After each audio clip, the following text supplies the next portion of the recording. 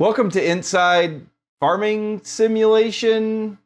I know, probably gonna get some people that are gonna be like, why are you covering Farm Simulator or Farm Simulator controls on Inside Sim Racing?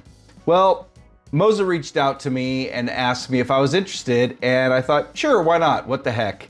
I always have loved driving heavy equipment. I guess you can consider forklifts heavy equipment because we use them here at the shop at Sim Motion. I've done some landscaping, rented a tractor. A buddy of mine has an excavator. Anyway, dug some holes with his. He asked me when I was at his house, he's like, hey, you want to try this thing? I'm like, yeah.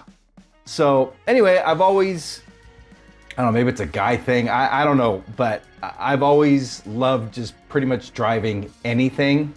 So I thought it'd be cool to check this out.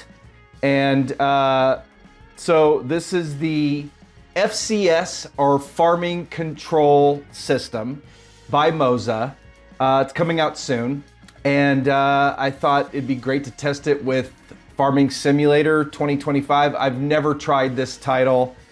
And man, I gotta tell you, that Farming Simulator is deep. I mean, it is like a true simulation. But anyway, before I get too deep into this, I'd like to thank MOZA for sending this to me to review, and I'm gonna tell you all about it. The FCS is a versatile control panel purpose-built for farming simulation, construction simulation, and heavy equipment agricultural machinery operation that is adaptable across a wide range of simulators. Official preset mappings for Farming Simulator 2022 and 25 deliver a true plug-and-play experience. Now, so needless to say, I'm reading the marketing stuff from MOZA, and they sent me a config file that I ended up dropping into a documents folder that, related to Farming Simulator. And it pretty much mapped a lot of things, but man, it is so deep. I'm gonna bring it up here, and if it doesn't come up clearly on this camera, I'm gonna, I'll do some direct capture, but just scrolling through, look at how many different controls there are to map.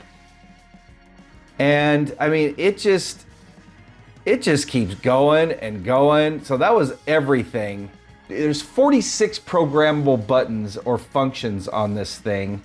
And I honestly don't think you'd be able to, there's so many things to map. There's probably over 100 things to map, which had me using the Xbox controller to do some stuff, walk around as a person, stuff like that. But anyway, let me get back to the marketing speak. No drivers, no manual setup. Your tractors, harvesters, loaders, and other vehicles are automatically mapped and ready for action right out of the box. Now, that's kind of true, but like, I'm gonna show you for instance here. So I ended up buying this Kubota tractor, and sure, I can drive it. I could drive it, no problem. Let me get inside of it too. But like, I couldn't get it to lift the front loader. So what I did was I went and remapped things. This joystick wasn't really being used to do stuff. Actually, if you look down, I got it mapped backwards compared to what the controller in the cockpit is doing. But anyway, I was able to map some stuff. Let's go outside. You can see what I can do here. Move this thing up and down.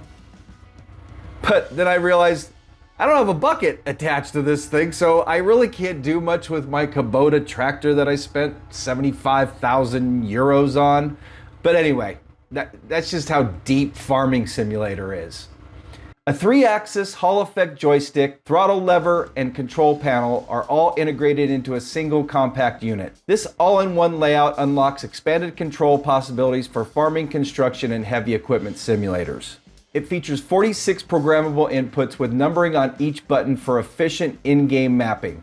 The layout is purposefully designed to cover all operational scenarios, including vehicle driving, field operations, implement switching, and system control. The control layout consists of 10 buttons, 3 rotary knobs, 3 toggle switches, 1 rocker switch, a throttle brake axis with 6 buttons and 1 thumb scroll wheel, and a 3-axis Hall effect joystick with 6 buttons and 1 Hall effect thumbstick. The 6 panel buttons support fully customizable 16.7 million color RGB lighting. So it allows you in Pit House, you can change the lighting colors. So the original comes with this light blue that I have on the number 24 button. But yeah, I changed all the colors to red, green, dark green, white, and pink here. So that's pretty cool. So it's also featuring a universal connector system that is fully compatible with multiple interchangeable grips. So you can actually change this unit out to use the MOZA MA3X, the MHG, and the MH16, all flight sticks. So if you wanted to change this one out to use one of those, you could. MOZA Pit House offers extensive customization options, including telemetry-based lighting effects and advanced control tuning. So advanced control tuning means you can basically set things from access to buttons. I didn't mess with any of the telemetry lighting stuff, so you can do that in Pit House, and that's pretty cool. The size of the unit is 205 millimeters by 201 millimeter by 266 millimeters. It weighs 1,268 grams, or just under 3 pounds. It's made entirely of plastic, and I don't think that's a bad thing. Helps probably keep the price down. It connects via USB A to B, and actually, I didn't even take the one out of the box. I had one here for my shifter, and I just used that, plugged right in. Great, good to go. Pricing for the FCS is going to be $199 here in the US, and 209 euros in Europe. And the official launch is scheduled for July 23rd, 2026. So now that I've gone over all the specs on the FCS, pretty easy to assemble. Basically, these 2 sticks did not come attached, and they were easy to attach. I'd say you got to be pretty careful, especially, I think it's just on the flight stick or the main joystick. Basically it's like a connector like you used to see on wired mice and keyboards, I believe, where it's got these little pins and you have to line them up. I'd say be careful when you're mounting the stick to make sure you got those pins lined up properly. Took me a minute or two. I got footage of it here, but just be careful not to bend those pins, because if you do, probably going to render either one of these useless.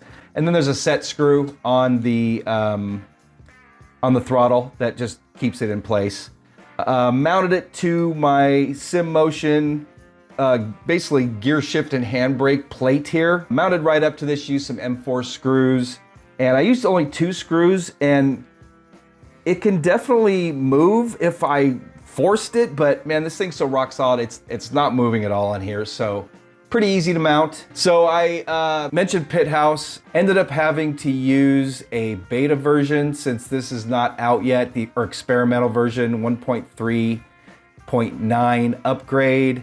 And once I did, that made farming control system show up in here, did a firmware update, plug and play. This is a very simple setup to get going. The hardest part of setting things up is, like I was mentioning before, in Farming Simulator, is if you're just running one thing, it's not that difficult, but because like I got a harvester and a lot of the buttons were mapped and ready to go and it worked. Whereas that Kubota tractor, I had to remap some things, but not a big deal. I mean, if you're running different things, you can just remap your controls for it or just set things up the way you want.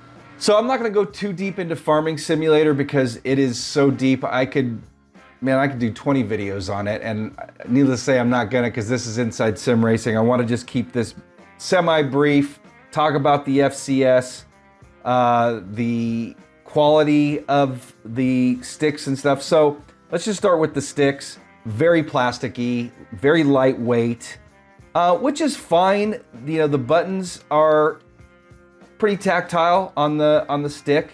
They all do the job. I definitely don't have any complaints. They do the job. I mean, for the price, $199, I wouldn't expect all metal construction on this stuff. It all works great. So I definitely don't have a problem with that.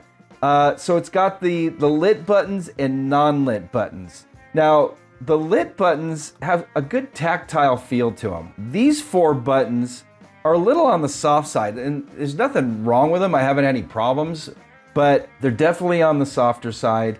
Everything as far as tactile goes and how these switches and encoders work. So these 2 on the left are more like left to right encoders, it seems, but the one up on the right is basically a 5-position switch. And then you got this toggle that goes left to right. It's momentary. And then you got these toggle switches that aren't momentary. And then you've got this rocker switch here.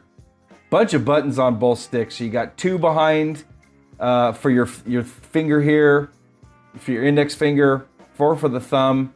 And then you've got the, it's like a funky switch, which you got full access here, push button.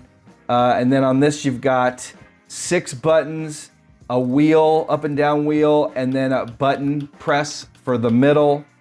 And that's pretty much it. Oh, and the other thing is there's like a tensioner, a tension adjuster here on the side of the unit, which I didn't mess with at all, but I'm assuming that just adjusts the tension here.